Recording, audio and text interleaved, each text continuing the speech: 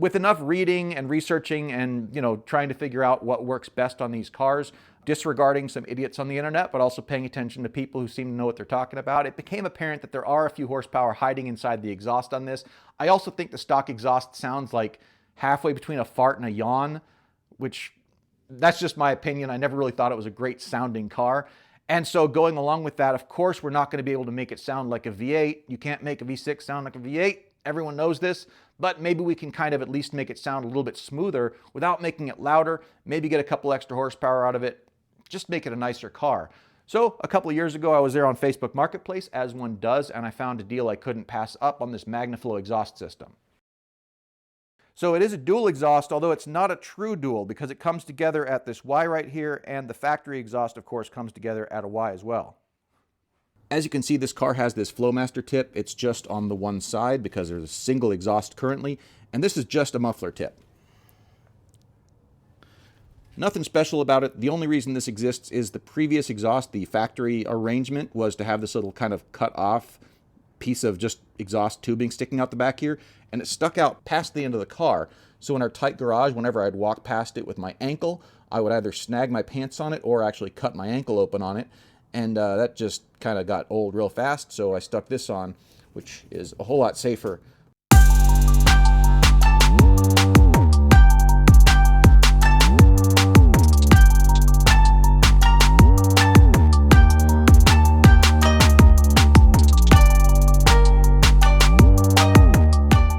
Magnaflow exhaust comes with these new hangers like this and this, and I'm really impressed with the hardware they included. This is all really nice stuff. It came with the J clips.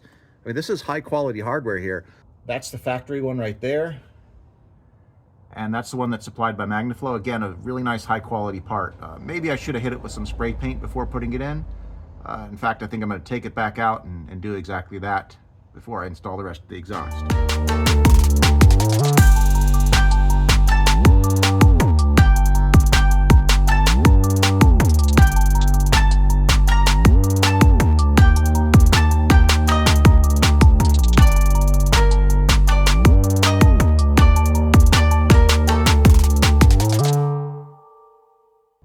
Yeah, in case you were curious, that is 2 1/4 inch pipe in the middle here. So although that is 2 1/2 inch pipe, that is 2 1/4. Also for hardware, as far as all the hardware and everything that came along with the Magnaflow, I got to give them 9.5 out of 10 for that. It was really better than anybody else's exhaust in terms of the hardware. However, I got to say the fit, I know it's hard to make pipe fit exactly, but the fit maybe not quite 10 out of 10. I got to give them 6.5 out of 10 for fit. This is not my first exhaust install. I've done this once or twice before, and this one could have been better. It could have been a little bit better. Another kind of weird thing is that I got confused by this at first because the Magnaflow logos on this are upside down when installed correctly. I promise I tried putting it the other way around because I assumed that this was like the Bilstein shocks, where Bilstein is always upright when you install them correctly. So I tried to put the Magnaflow upright, and that was just never going to happen. That was not a possibility in this lifetime. So this does fit about as correctly as I think it's going to. I think this is the way it's supposed to go. Just odd that the Magnaflow logos are upside down.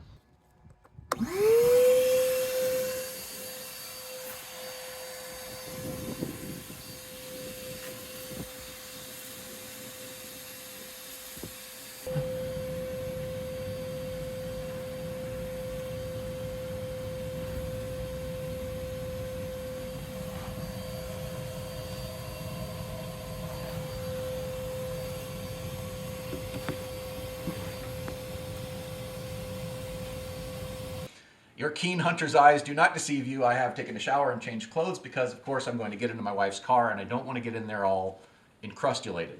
I also moved my red car in here next to my wife's car because they both have a 3.8 liter Ford V6 engine in them. This one is the single port, and this one's a split port, so there are some minor differences, but they're both going to sound pretty similar, except that now this one no longer has the stock exhaust. I took a video of this last week to compare the sound of that one stock and this one with what it has now. And now we're going to fire this one up with the Magnaflow system, so we can compare the Flowmaster 50s versus Magnaflow. Now this is not a true dual system. It still does neck down to a single pipe, although I don't know how much of a difference that really makes because these engines are bank fire, which means it goes left, right, left, right, left, right, left, right. It's not like a small block Ford V8 where it's like left, left, right, left, right, right, left, whatever that thing that it does. These are just bank fire, so even if they do neck down to a single pipe, the pulses should kind of zipper in a little bit for the most part. I should probably mention, last week I did a video with these two cars where my wife still had the stock exhaust and this one had what it has now.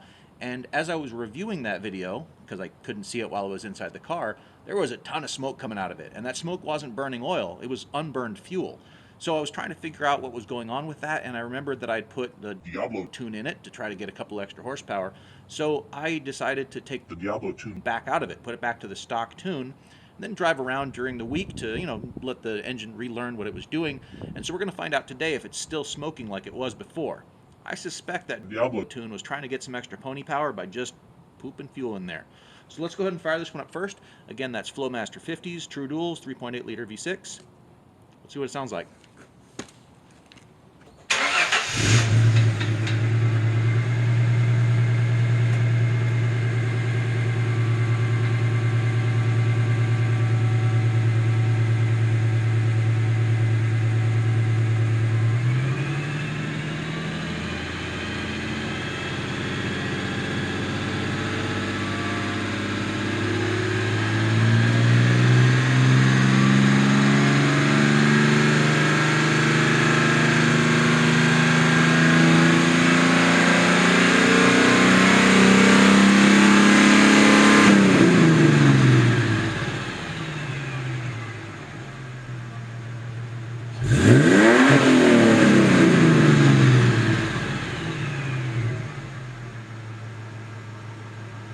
The funny thing is, I won't know till I watch whether or not there was still a bunch of smoke.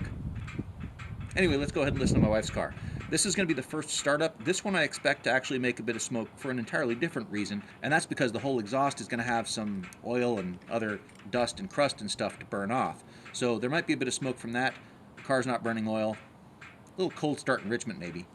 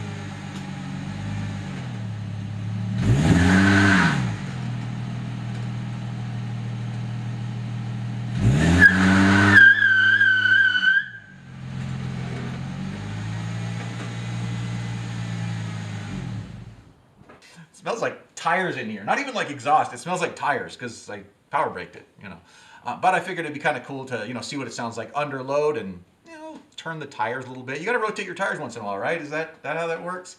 Anyway, let me know in the comments down below if you think that the Flowmaster sound better or if you think the Magnaflow sound better, because I think that's a valid discussion to have. As for the quality of this, materials quality, I'm going to say 10 out of 10. Obviously, it's not like those $1 million exhaust systems you find on exotic cars, but in terms of something that they sell to stick underneath a Mustang, they did a great job on the materials quality. The welds are really good. Fit and finish, like as far as how it fits, I'm going to knock them down a little bit for that. I'm going to say probably like a 7 out of 10. I've installed a number of exhaust systems in my day, and this one here was pretty good. It was just pretty good. In terms of the hardware they included, I'm going to give them 9 out of 10 for hardware. I liked everything about the hardware. It was really high quality. The two complaints I have about the hardware, I don't have a lot of faith in the retaining rod things that they use for the tips. Even though they did a really good job with the little blocks and everything like that, I don't have a ton of faith in the set screws. I did use high temperature Loctite on them, so hopefully they stick, but again, I don't love them. And the bigger problem I have is that the hanger that they have on the passenger side was just bare metal, and I think that should have been painted or powder coated. just being bare metal underneath the car. It's not stainless steel.